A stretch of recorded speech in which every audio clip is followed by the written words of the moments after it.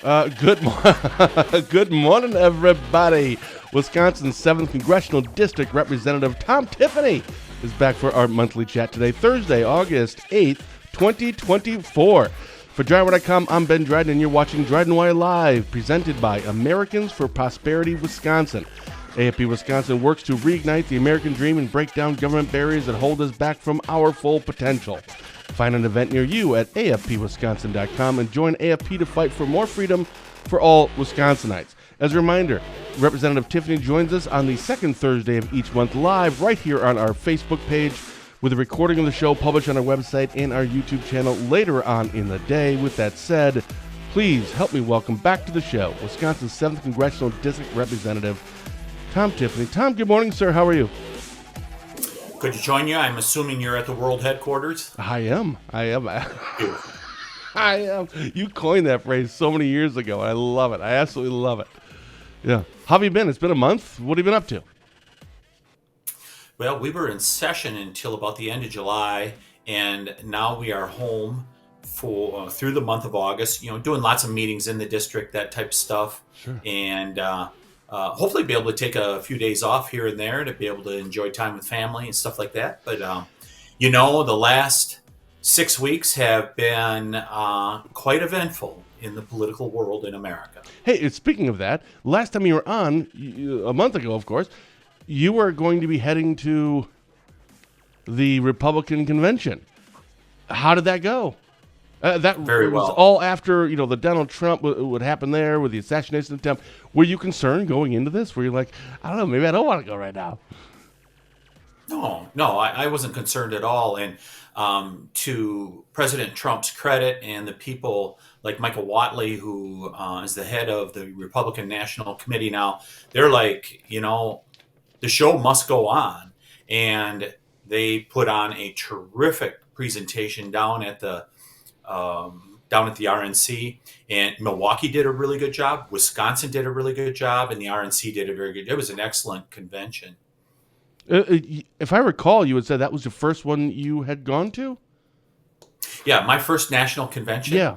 And it was really, I did the full thing. I got there Sunday night, stayed through Friday morning, and attended a lot of events, did a lot of interviews. I bet I did 50 interviews over the course of 4 days. Media outlets, all the way from local ones, state and national and international outlets. And, a lot of them were looking for the Wisconsin side of the story. And so it was terrific. But boy, it was exhausting. When you do those interviews, just out of curiosity, kind of like pull the curtain up a little bit, is it mainly when you talk to the first one and the second one and the third one, after a while, you're like, what, I pretty much have the same thing I'm saying every time? Do you basically say the same thing? Do you get kind of asked the same questions for the most part? Yeah, so oftentimes very similar questions, but it really depends whether it's local, state, or national where the questions are coming from. Because so often you get the question, well, tell us about Wisconsin. What's going to be the deciding factor in this election? Those type of things, especially from the national people. Whereas the local people, they're honing in more on, they know what's going on in Wisconsin. You actually get down into more detail. Depends if it's long form, but many similar questions, so they get similar answers. But there's also a lot of nuance that goes into it too. What answer did you give when it's the Wisconsin question? What's going to be the proverbial straw, the deal breaker? What is the biggest thing in Wisconsin? Well, as Wisconsin goes, that's who's going to be the next president. Whoever wins Wisconsin is going to be the next president of the United States. So we are the key state in the United States of America. Everybody knows it on both sides. And so here we are. Yeah. I saw a Marquette poll earlier this morning that showed that the Harris and now Walz campaign is leading in Wisconsin. Now, it's a poll. So, put as much stock into it as you want to put stock into it. But Marquette poll is a pretty legitimate source for polling.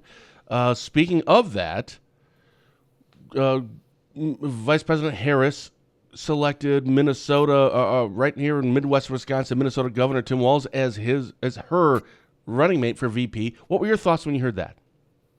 So her first consequential decision that she had to make as candidate for president now Vice President Kamala Harris. And boy, she did a terrific job of picking the governor of Minnesota to be her running mate. A terrific job for us Republicans. I actually think she may have lost Wisconsin with the choice of Tim Walz. And here's What? why, Ben. Here's why. So think about, much like you, where you're at in Spooner, you guys get Twin Cities media, right? Yeah, a lot of it.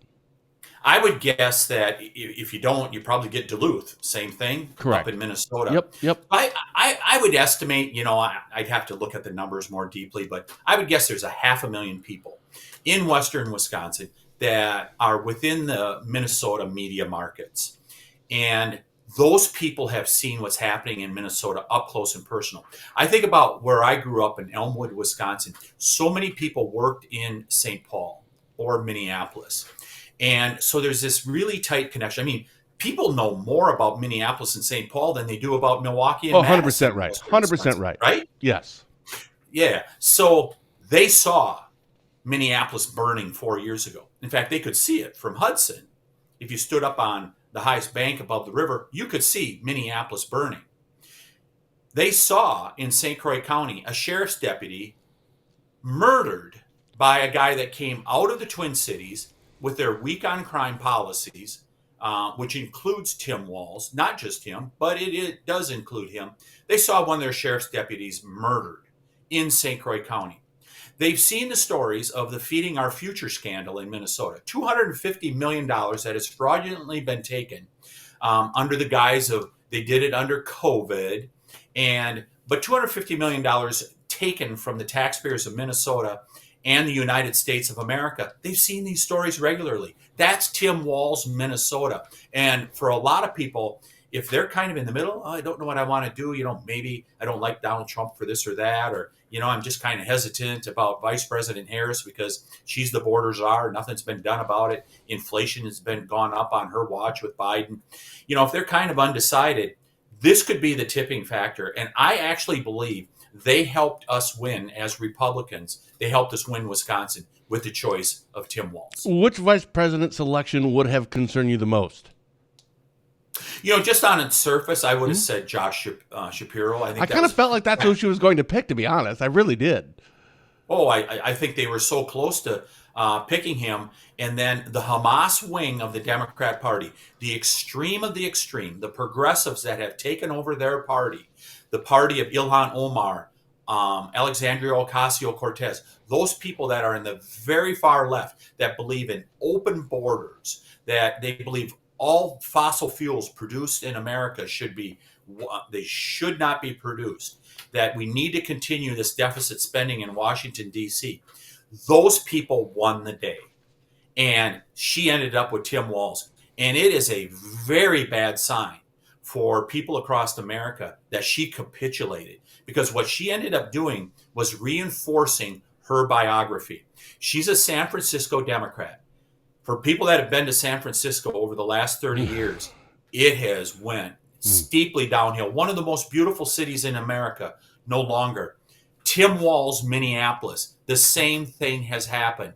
One of the most beautiful cities in America, it is no longer. And so here you go.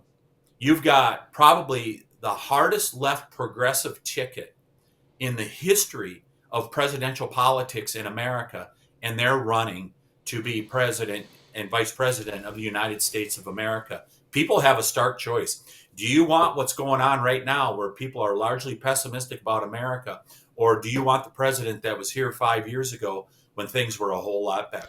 Well, if Tim Walz was the vice president pick that makes Republicans happy, J.D. Vance has to be the vice president pick that makes Democrats happy, right? I don't see a whole lot of love coming for J.D. Vance. So the left is torn into J.D. Vance, which you would expect. I mean, it didn't matter whether it was Marco Rubio or, you put any other Republican. I mean, think back to the presidential elections of 2008 and 2012. Democrats will tell you, oh, John McCain, Mitt Romney, that's back when the Republican Party was sane. When they were running, they were both accused of being Hitler. They were being accused of being Hitler. The Democrats don't care. They're going to tattoo whoever. The great thing about J.D. Vance is he's going to handle this in a very Midwestern manner, methodically, well thought out, and well spoken. If you look at the press conferences he's doing right now, by the way, which he did in Eau Claire I saw yesterday, that. Yeah. when Kamala Harris was getting her teleprompter ready in Air Force Two, he's out on the tarmac saying, ask me any question that you want to. What a contrast with Kamala Harris, where she does not want to answer any questions. This is going to be the 2020 election all over again, where President Biden was in his basement.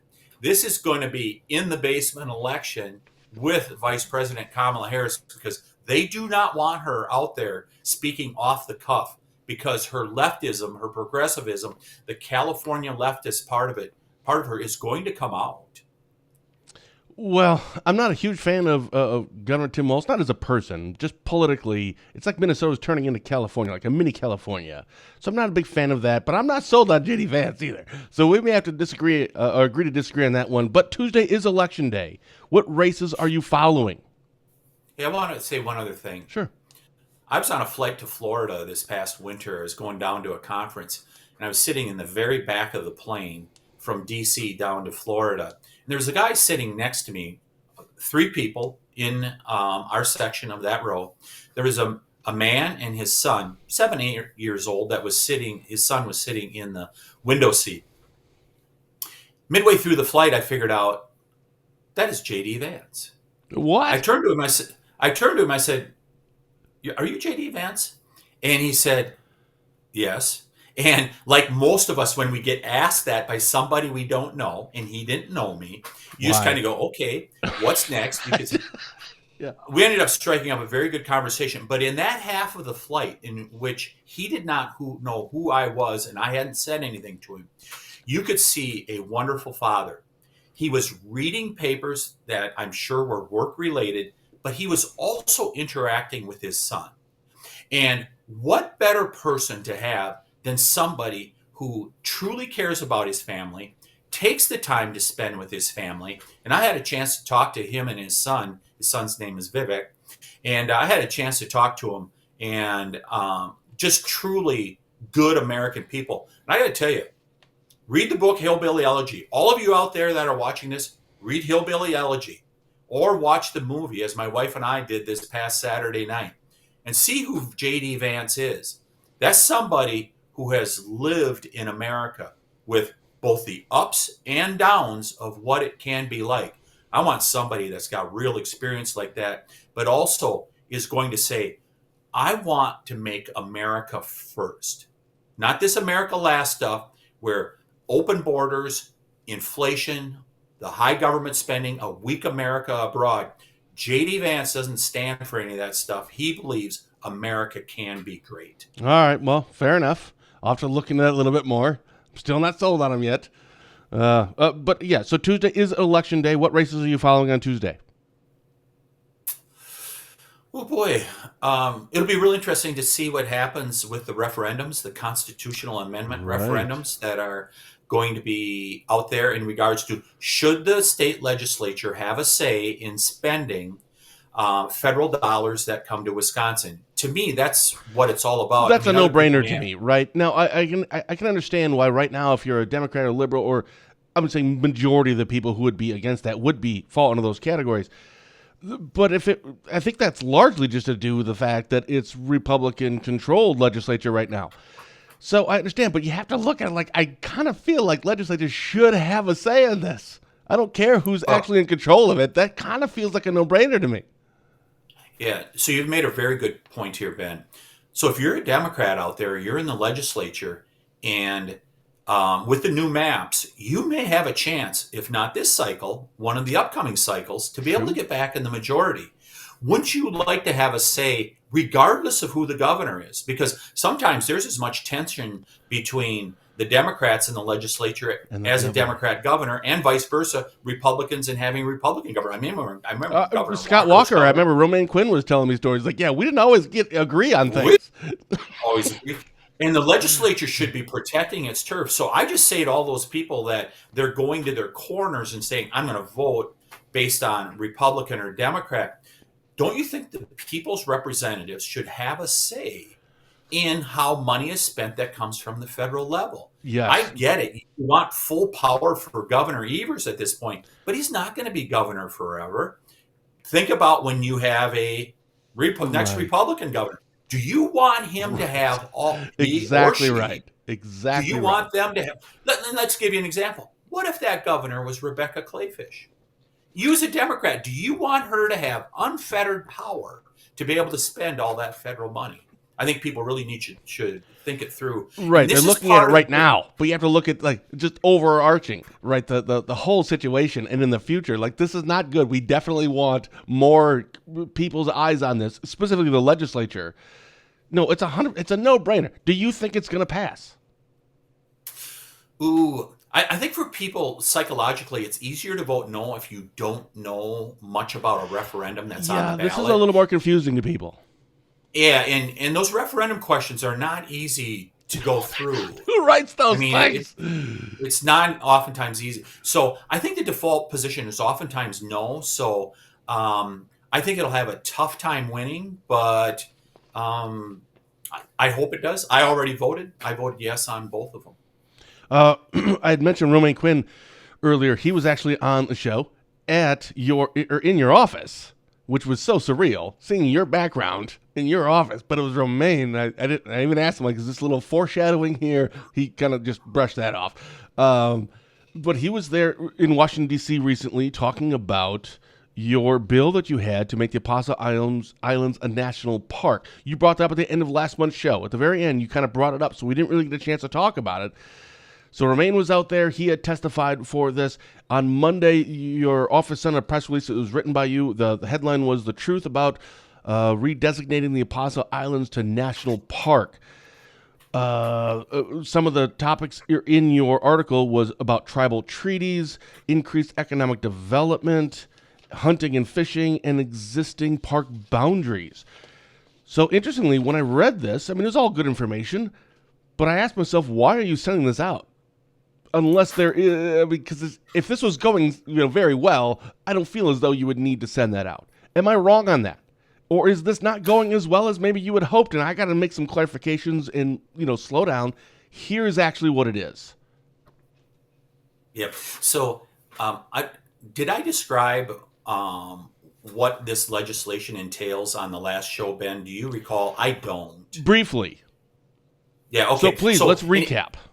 Let's recap it. So what this does is the Apostle Islands is a national lakeshore currently with many of the islands except Madeline. Madeline is not part of it. And there's a little bit of the mainland up by Cornucopia. But anyhow, so it's been designated a national lakeshore back in 1970. So it already had this protected status federally. What we're saying is let's upgrade that and make it a national park. And if there's any place in the state of Wisconsin that I think should be a national park, that's truly a special place, because I believe there's very few places across America that should be designated as national parks. The Apostle Islands is one of them here in Wisconsin. And so it just changes the designation from a national lakeshore to a national park. But there'll be economic benefit. We've seen past instances like Indiana Dunes, which is on the northern part of Indiana on Lake Michigan. Mm-hmm. When they went from a national lakeshore to a national park, they had increased visitorship. Significantly more economic activity happened as a result of it. And ultimately, they got more resources from the National Park Service, too, for their infrastructure and investment into the national park. But otherwise, it largely does not change the boundaries of the national lakeshore. It's virtually identical. We just set one place, Sand Island, aside as a preserve so that there's still hunting there. But otherwise, there's very little change to it. So we had a whole bunch of people that got on board with it, Chambers of Commerce and others. And but then the Bayfield Economic Development, they did a 180 the following day after they supported it. What? They said, no, we're not going to support it. Okay, that's like that surprises me. The economic development, that surprises me a little bit because holy buckets, that's a lot of money coming in. Yeah, it surprised me too. They said, what I understand they said is that we've got enough tourists up here. I mean, that's my understanding of what they said. We've got enough tourists up here. We don't need any more. We're going to pull our support. But otherwise, we really had broad support. And but then a couple members of the Red Cliff tribe came out and said, "Hey, we don't support this. This may jeopardize tribal sovereignty and stuff like that." So what we wanted to do with that letter is some of the naysayers came out of the woodwork, and we wanted to make sure and clarify things. We wanted to make sure that people understood exactly what the bill does, and that we heard officially from the National Park Service, this does not affect tribal sovereignty. It does not change the tribal issues moving this to a national park. In fact, we're probably going to put an amendment on this if we get to a vote here in September to make sure that it's crystal clear that it does not affect any tribal rights up there. But I just think it's a good thing. I think there's a few naysayers.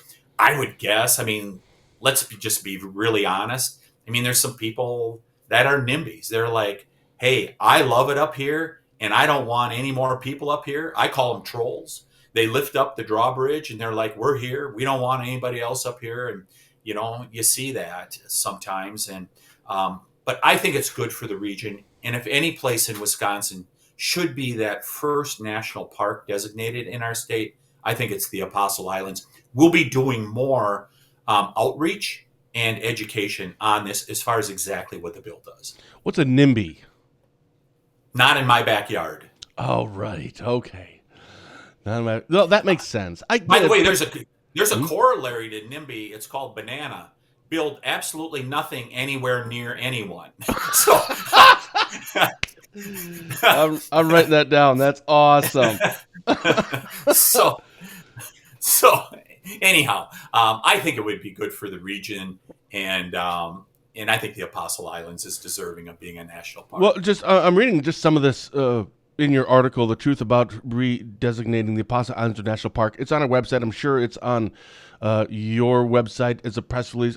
I'm assuming it is, right? On Tom Tiffany's site? I'd have to double check. Probably it is. But either way, it's on driver.com. And this is underneath the increased economic development. You had said, for example, in 2018, when a national lake shore, the Indiana Dunes, which you just referenced, had 1.75 million visitors who spent $77 million in nearby communities, which in turn supported around 936 jobs. By 2022, a national park, visitation surged to 2.8 million, generating $141 million in local spending and supporting almost 1,700 jobs. I understand. Okay, so I'm just looking at this from a number standpoint, and I don't live there, but my goodness, I feel like we want that money. I want other people to pay our taxes, right, from another state, come here and pay for all of our stuff. That would be great, and we'll figure the rest out. But I know that's a very simplistic view of it. But how would you say no to that?